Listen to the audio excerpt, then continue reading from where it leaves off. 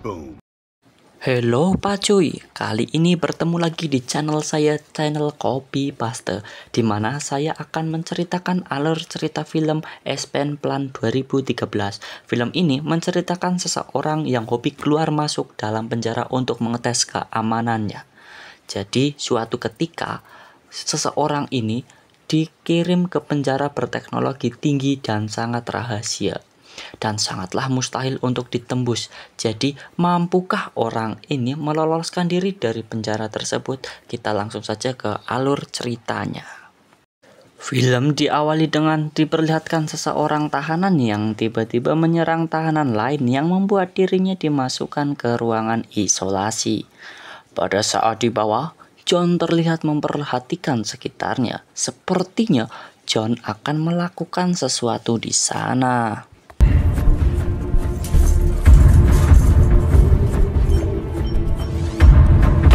Di dalam ruangan, John berpikir menyusun rencana yang akan dilakukannya.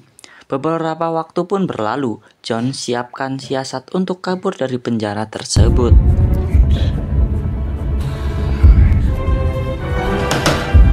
Scene pun beralih pada suatu hari, seorang wanita keluar dari mobilnya tanpa ada tanda-tanda yang mencurigakan.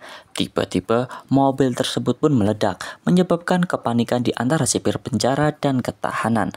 Para sipir pun segera memeriksa rekaman CCTV yang menunjukkan bahwa semua tahanan panik, kecuali John yang terlihat mencurigakan. Dia kemudian menghampiri sel si John, salah satu sipir, setelah menyadari bahwa John tiba-tiba menghilang. Tak lama setelah itu, pemadam kebakaran tiba untuk memadamkan api. Salah satu petugas pemadam kebakaran ternyata adalah si John, dan misi tersebut pun selesai. Adegan beralih kembali ke penjara di mana si sipir bertanya-tanya tentang apa yang sebenarnya terjadi. Restor menjelaskan bahwa dia berasal dari perusahaan keamanan independen yang bertugas menguji keamanan penjara. Dia mengungkapkan bahwa John adalah rekannya, Leicester, dan mereka berhasil membobol penjara dengan keamanan yang ketat. Leicester menjelaskan bahwa mereka berhasil karena John memahami tata ruang penjara dan rutinitas para sipir. Selain itu, ada bantuan dari orang luar. Setelah semua informasi terkumpul, John menjelaskan rencana untuk melarikan diri, dan yang pertama mengamati mobil pemadam. John melihat mobil pemadam yang dekat dengan penjara dan menyadari bahwa pengamanannya lemah. Yang kedua, mencari celah. Ia mencari cara untuk masuk ke ruang isolasi di mana pengawasannya lebih longgar. Yang ketiga, mengirim sinyal. Setelah mengetahui semua informasi, John mengirim surat simbiolik kepada timnya di luar untuk menentukan waktu penjemputan. Yang keempat, menggunakan sidik jari untuk mengetahui sandi ponselnya. Ia menggunakan lapisan tipis dari kotak susu untuk menempelkan sidik jari dan pinnya. Yang kelima, mengatur CCTV. Saat situasi tenang di luar, John keluar dari sel dan mengatur CCTV agar terlihat seolah-olah ia masih berada di dalam sel. John memilih waktu 1 menit sebelum para penjaga menyadari kepergiannya untuk melarikan diri dengan sukses. Before you know it, I'm right where And your questions? a man would choose to spend the rest of his life in prison. Scene pun berpindah ke Los Angeles, tempat di mana John bekerja dan berhasil mendapatkan klien baru bernama Jessica. Jessica ini adalah anggota CIA John yang ditugaskan untuk menguji salah satu penjara paling ketat dan berteknologi tinggi. Yang lebih menariknya lagi, penjara tersebut sangat tersembunyi. Mister pun setuju dengan proyek ini karena bayarannya sangat besar. Namun, sebagian anggota tim merasa ragu karena resiko yang sangat tinggi. Mengingat masa lalu barbar Rambo yang masih membekas dalam diri mereka, meski demikian, John menyetujui keputusan tersebut. New identity will be picked up from just it.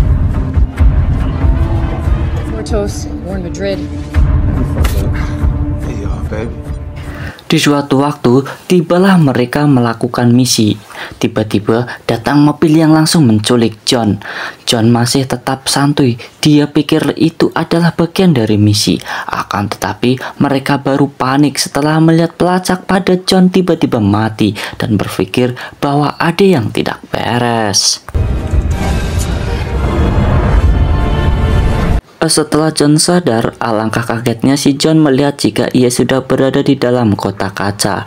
Dan ternyata itulah penjara yang disebutkan oleh Jessica sebelumnya. Penjara itu sangatlah ketat dan CCTV ada di mana-mana.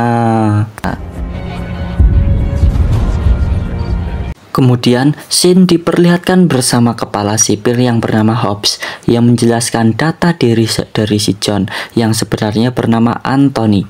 John memberitahu Hobbs bahwa ia bukanlah tahanan, namun Hobbs tidak memperdulikan pernyataan si John dan akhirnya John merasa terjebak. Sementara tim John tidak mengetahui keberadaan si John, namun semua usaha untuk menemukan John berakhir tanpa hasil. Semua tahanan kemudian dibawa ke suatu tempat dan kami akan dipindahkan ke lokasi lain dengan tingkat keamanan yang sangat ketat. Bahkan setiap baju yang dikenakan memiliki kode QR.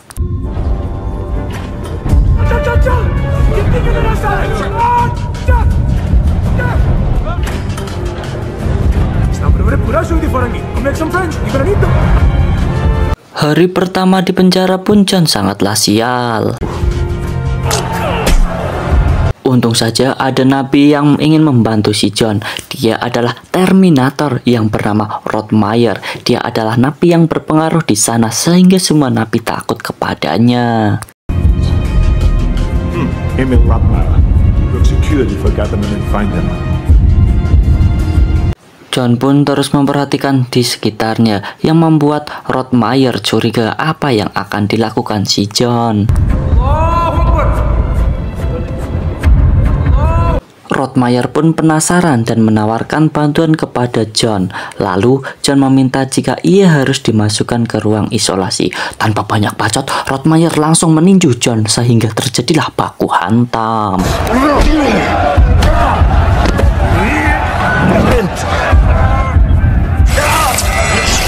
Kejadian itu membuat mereka dimasukkan ke ruangan isolasi, dan ternyata ruangan isolasinya sangat berbeda dari biasanya. Ruangan itu dikasih lampu yang bertegangan tinggi, yang membuat ruangan itu sangatlah panas.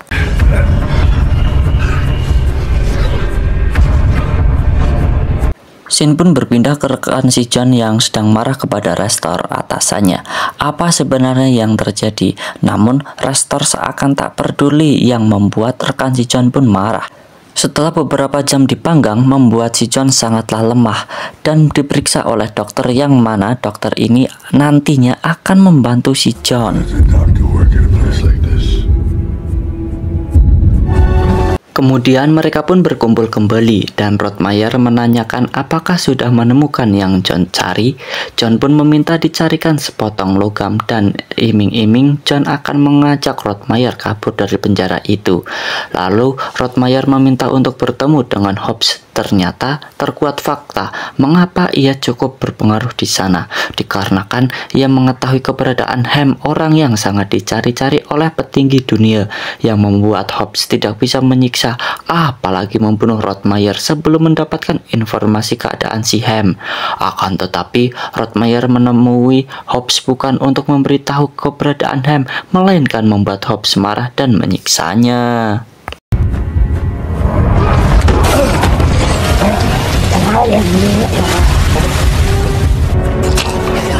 Usaha Rottmeier pun membuahkan hasil. Ia berhasil mendapatkan logam yang dibutuhkan oleh si John.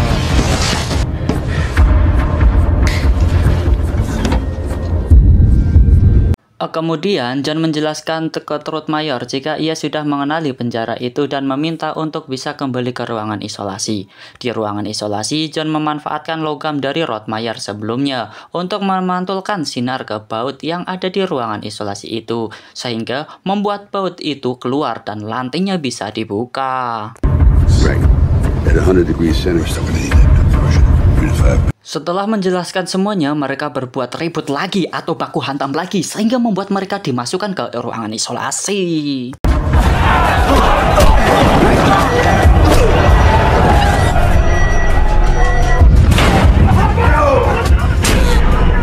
Di ruangan isolasi, John langsung menjalankan misinya hingga semua baut itu lepas.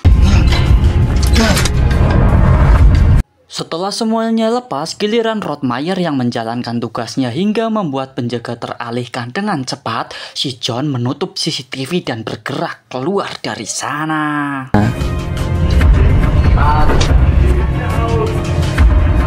Reiß doch keine Augen aus!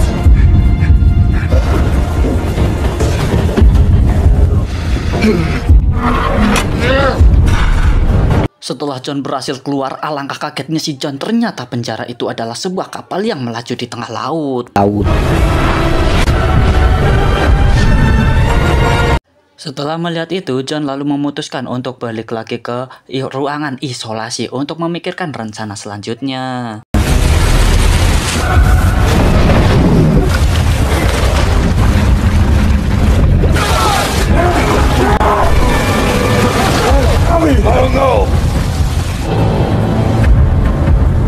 Kemudian Restor menelpon Hobbs dan memberitahu siapa John sebenarnya. Mendengar informasi dari Restor, Hobbs langsung menyuruh bawahannya untuk menyiksa John setiap hari agar John tidak bisa berpikir untuk kabur dari sana. Hampir putus asa, akhirnya Rottmeier menguatkan John untuk tetap berusaha kabur dari sana. Don't let them break you. Who put you here? We're in the middle of the fucking ocean. Lalu John tahu setiap aktivitas penjaga dan menyiapkan rencana baru dengan memanfaatkan dokter di sana. Kemudian Rottmeier dengan sengaja menusuk paha John yang mana membuat John bertemu si dokter. Di dalam, John terus membujuk dokter akan tetapi tak berhasil. Kemudian dia melakukan rencana lainnya dengan berpura-pura kesakitan dan mengambil sebuah alat di sana. Always gotta have a plan B. Lalu John membuat sebuah alat pengukur untuk mengetahui di mana ia berada. Namun dia butuh seseorang yang bisa membawa alat itu keluar agar alat yang ia buat berfungsi.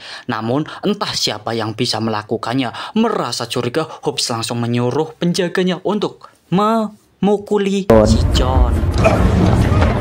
Di mana si John dibawa ke tempat baru yang di situ hanya ada dirinya saja. This can go two ways.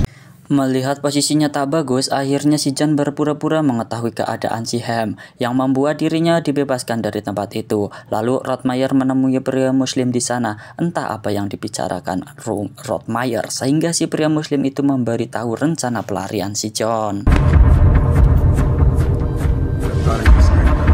Sebelum menyebutkan siapa yang akan melakukan pelarian, si pria muslim ini meminta permintaannya untuk bisa beribadah di area terbuka. That's all. Dan ternyata si pria muslim ini telah bekerja sama dengan Rottmeier untuk mengukur di mana ia berada.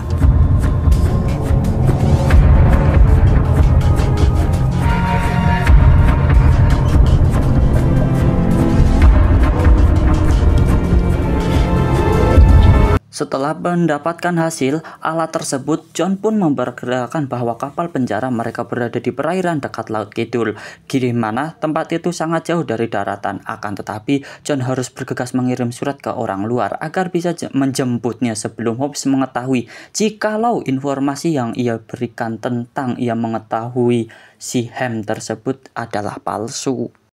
Compromising the commercials.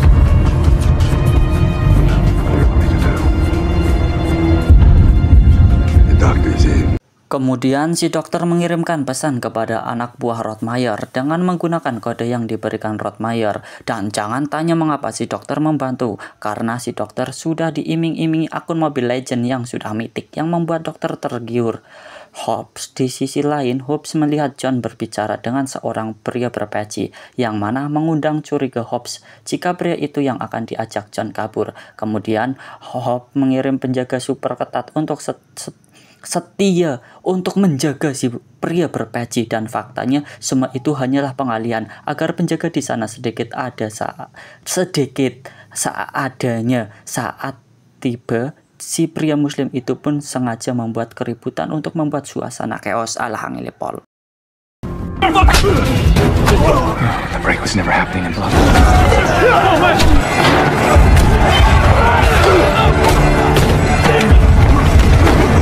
Kemudian Rottmeier, John, dan pria muslim mencari jalan keluar.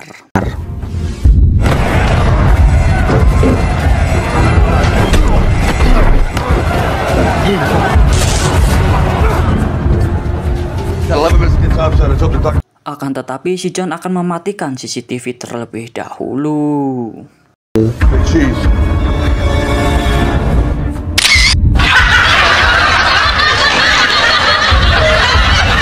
Melihat itu, Hobbs langsung menutup pintu keluar.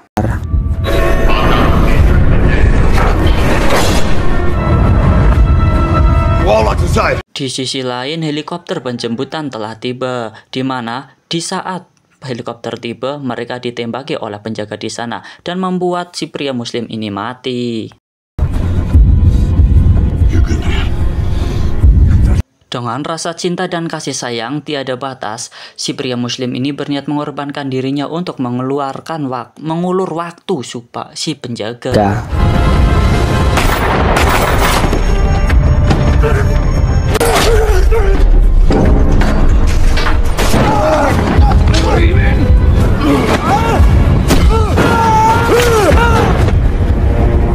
Hingga akhirnya John berhasil membuka semua pintu yang terkunci sebelumnya. Kemudian helikopter penjemputan datang dan membombardir menembaki para awak di sana.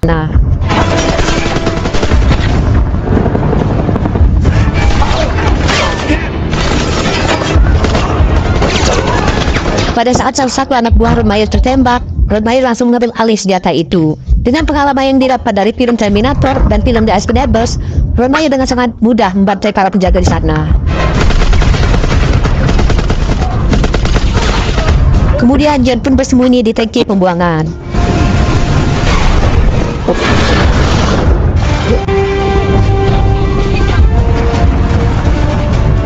Melihat hal itu, Hobbs pun langsung menembaki John dan berhasil menembak Rodmayer. Merasa emosi, akhirnya si John pun meminta senjata dan menembaki drum berisi mina berkali.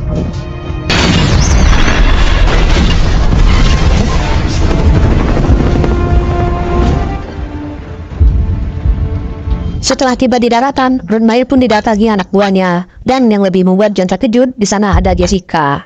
Ternyata Jessica anaknya Rodmayer, dan yang lebih membagongkan, ialah si Rodmayer adalah Mannheim. Di sini kita mengetahui mengapa Jessica meminta John untuk mengetes penjara itu. Ternyata untuk membebaskan ayahnya. Kemudian John langsung membuat rencana untuk membalaskan dendam Lester, yaitu bosnya sendiri.